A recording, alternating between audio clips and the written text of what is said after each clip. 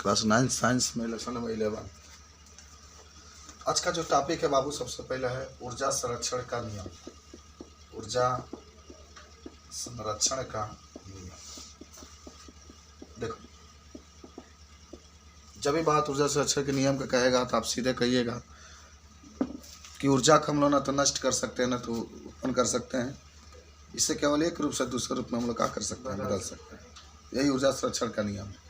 ऊर्जा संरक्षण के नियम की बात जब भी करेगा तो हम कहेंगे कि ऊर्जा को न तो नष्ट कर सकते हैं न तो उत्पन्न कर सकते हैं, केवल इससे एक रूप से दूसरे रूप में बदल सकते हैं। पढ़ करके आ रहे हो, गतिज ऊर्जा के बारे में पढ़ करके हम आ रहे हैं कि किसी वस्तु में उसके गति के कारण जो कार्य करने की क्षमता होती है उसको गतिज ऊर्जा कहते हैं। स्थिति ऊर्जा पढ़ करके आ रहे हैं हम लोग, किसी वस्तु में उसकी स्थिति के कारण जो कार्य करने की क्षमता होती है उसको क्या कहते हैं, स्थिति ऊर्जा कहते हैं।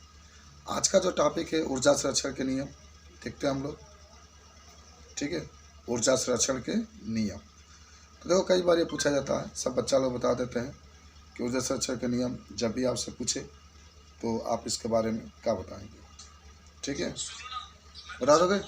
ऊर्जा को न तो उत्पन्न कर सकते हैं न तो नष्ट कर सकते हैं, केवल एक रूप से दूसरे रूप में क्या कर सकते हैं, बदल सकते हैं। किसको? ऊर्जा को। जब भी बात करेगा ऊर्जा संरक्षण के नियम को तो आप इसको लिख सकते हैं। ठीक है, तो लिख लो, ऊर्जा को न तो नष्ट कर सकते हैं और न उत्पन्न कर सकते हैं, इससे केवल एक रूप से दूसरे रूप में बदल सकते हैं। ऊर्जा को न तो नष्ट कर सकते हैं और न उत्पन्न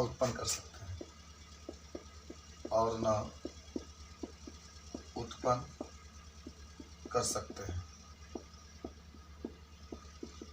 इससे केवल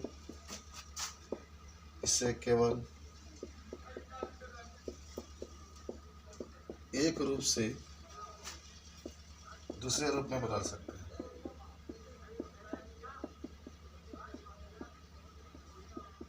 एक रूप से दूसरे रूप में बदल सकते हैं। इसे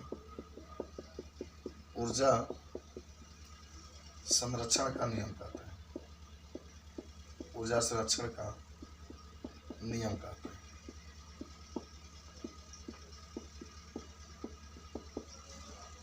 यानी विश्व की संपूर्ण ऊर्जा, अर्थात आप देख सकते हैं कि विश्व का संपूर्ण ऊर्जा का परिमाण नियत रहता है।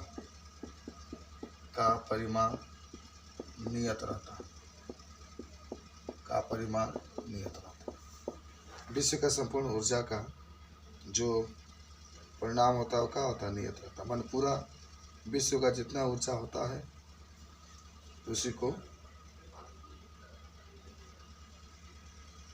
परिमाण होता है। बोलो, याद होगा। अगर हम किसी वस्तु को ऊपर से लिख लो, यदि किसी वस्तु को हम लोग ऊपर से नीचे गिराते हैं, एक बात समझो, ऊपर जब रहेगा तो उसका गतिज ऊर्जा बहुत कम होगा। जैसे जैसे उसकी स्थिति मान नीचे गिरती चली जाएगी, ऊपर रुका हुआ है तो उसमें केवल स्थितिज ऊर्जा है, उसकी गतिज ऊर्जा 0 है, 0 है। लेकिन जैसे जैसे वो नीचे गिरेगा, कोई वस्तु को आप नीचे गिराएंगे तो आप देखेंगे कि उसकी जो गतिज ऊर्जा है उसमें वृद्धि हो रही है, लेकिन जो स्थितिज ऊर्जा है वो कम होती जा रही है।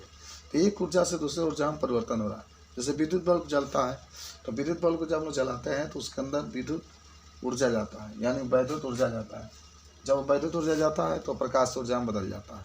वो नष्ट नहीं हुआ, लेकिन एक रूप से दूसरे रूप में बदल जाता है। तो ये होता है ऊर्जा संरक्षण के नियम। जब भी बात आपसे पूछेगा ऊर्जा संरक्षण के नियम का है तो सीधे आप कहेंगे कि ऊर्जा को न तो नष्ट कर सकते हैं न तो उत्पन्न कर सकते हैं, केवल इसे एक रूप से दूसरे रूप में बदल सकते हैं। यानी विश्व का जो कुल ऊर्जा होता है वह कुल ऊर्जा जब भी आपसे पूछा जाएगा तो इस चीज़ को आप बता सकते हैं। ठीक है, चलिए, लिखा गया सबका। आज की दूसरा बात होगा यांत्रिक ऊर्जा का संरक्षण। ठीक है, दूसरा जान जाते हैं हम लोग। ये तो मान लीजिएगा कि ऊर्जा संरक्षण का नियम है। दूसरा आपका है यांत्रिक ऊर्जा संरक्षण का नियम। यांत्रिक ऊर्जा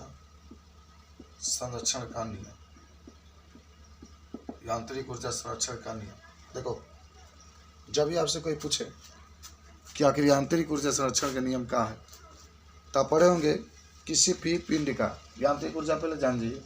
कोई आपसे पूछे क्या होता है तो कहेंगे किसी भी पिंड का जो गतिज ऊर्जा होता है और स्थितिज ऊर्जा, इसका योग यांत्रिक ऊर्जा कहलाता है। किसी भी पिंड का गतिज ऊर्जा और जो स्थितिज ऊर्जा होता है, गतिज ऊर्जा और स्थितिज ऊर्जा के योग को यांत्रिक ऊर्जा कहते हैं। इसी को हम लोग कहते हैं यांत्रिक ऊर्जा संरक्षण का नियम। किसी भी पिंड का गतिज ऊर्जा और जो यांत्रिक ऊर्जा होता है, इसका योग को हम लोग यांत्रिक ऊर्जा, गतिज ऊर्जा स्थितिज ऊर्जा के योग को। तो चलो लिख लो, देखो किसी पिंड के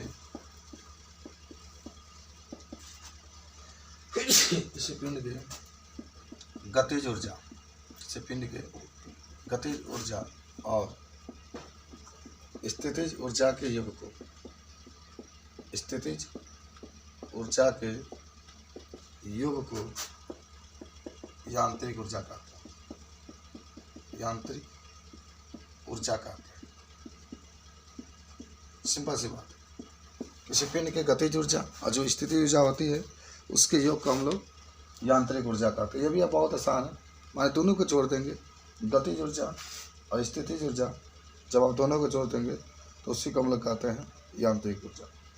ठीक है, किसी पिंड की गतिज ऊर्जा और जो स्थितिज ऊर्जा होती है, गतिज ऊर्जा और स्थितिज ऊर्जा के योग को हम लोग यांत्रिक ऊर्जा कहते हैं।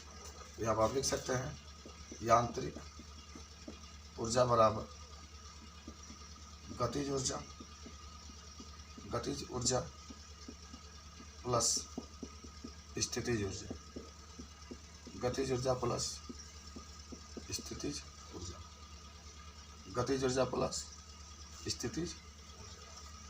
तो यांत्रिक ऊर्जा में जब भी बात करेगा तो गतिज ऊर्जा प्लस आप स्थितिज ऊर्जा के बारे में बता सकते हैं, लिख सकते हैं।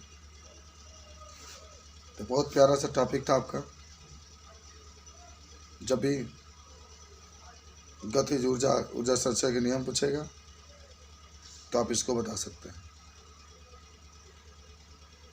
बोलो, ऊर्जा संरक्षण के नियम के उदाहरण।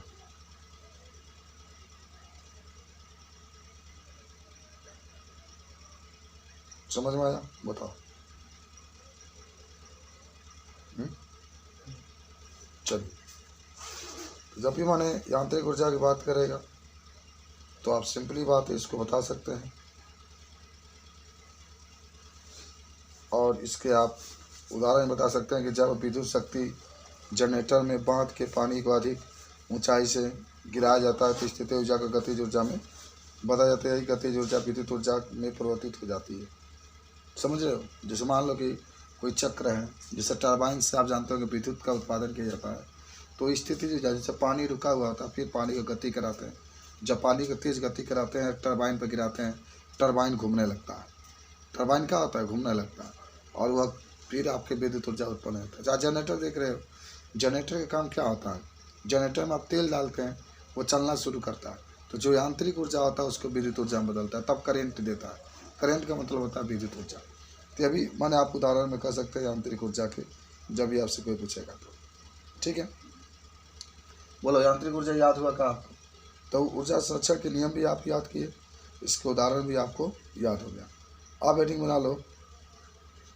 नेक्स्ट एक और हेडिंग बना लीजिए आप लोग, जिसका नाम होगा शक्ति। इसका नाम क्या होगा? शक्ति। शक्ति याद है जिसको पावर आप कहते हैं, शक्ति।